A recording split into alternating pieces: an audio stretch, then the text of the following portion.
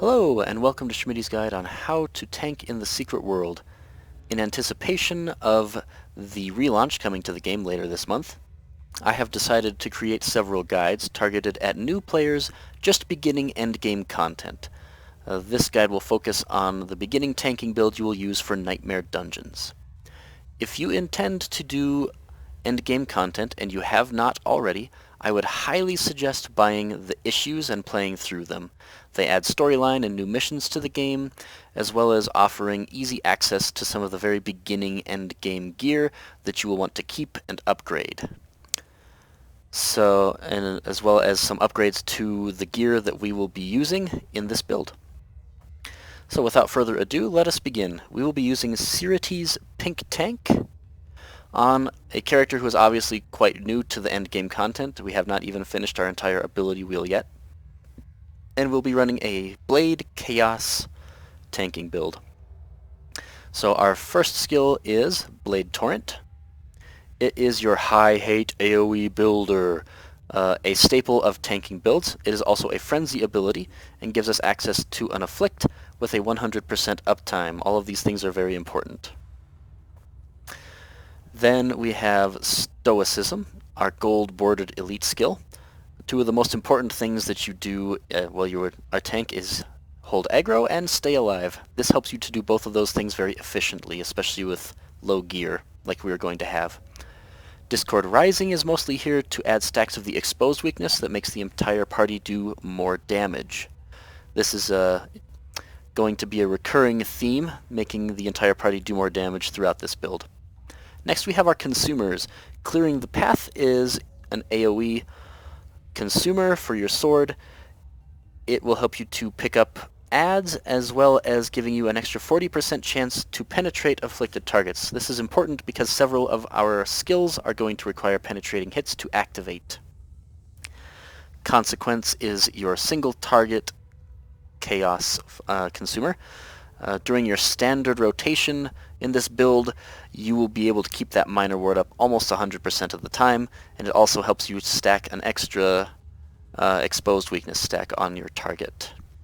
Our next two skills are going to be impairs. We're going to start with Chaotic Pull, arguably one of the best non-elite impairs in the game.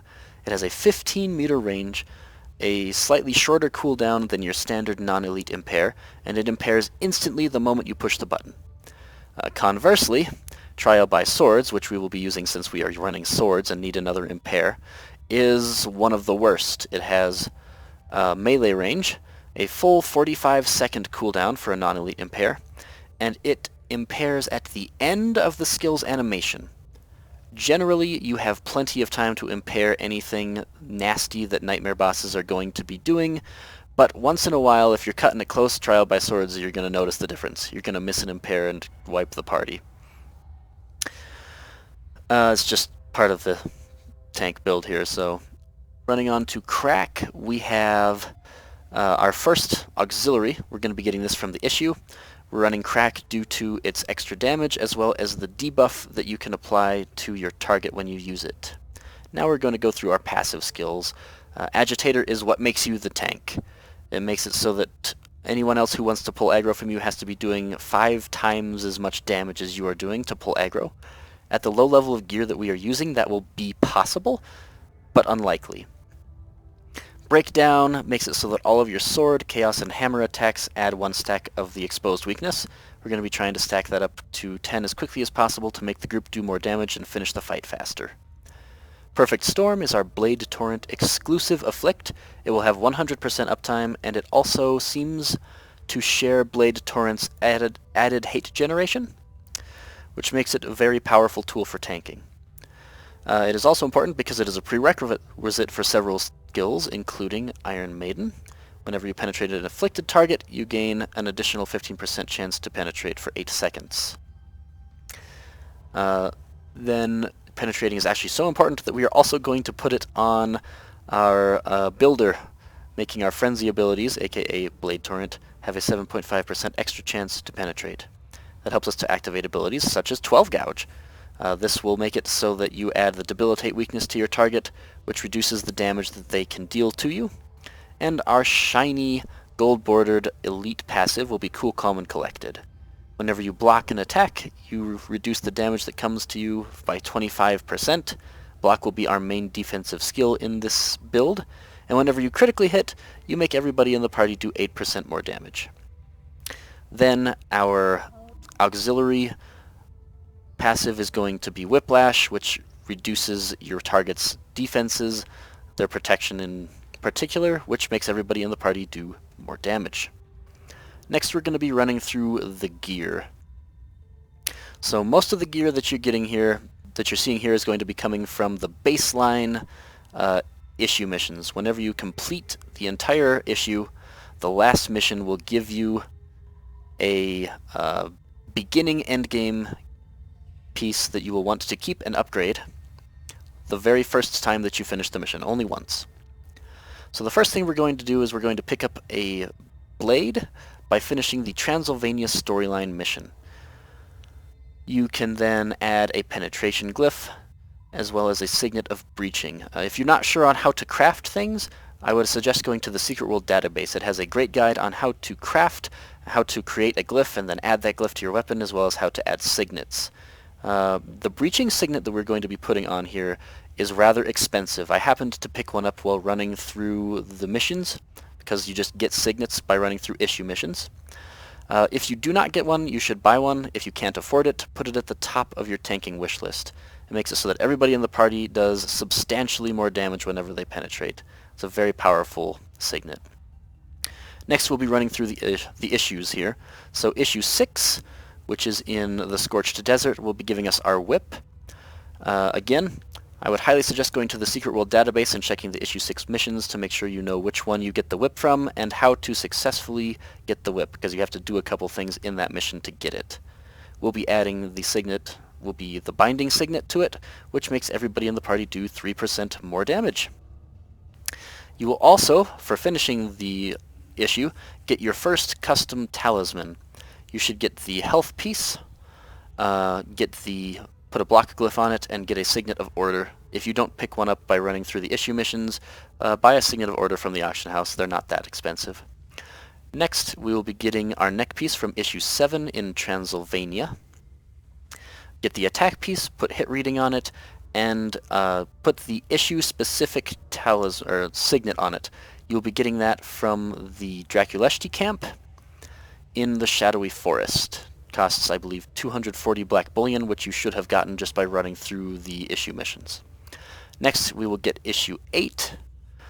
Get the waist talisman from that in Venice. Get the health piece, get the block rating, and then add the 1.5% damage increase, which we have on the scissors. I don't have enough black bullion to pick it up on my waist piece yet, but that same 1.5% damage increase signet with a different name will be available for the waist piece. Pick that up.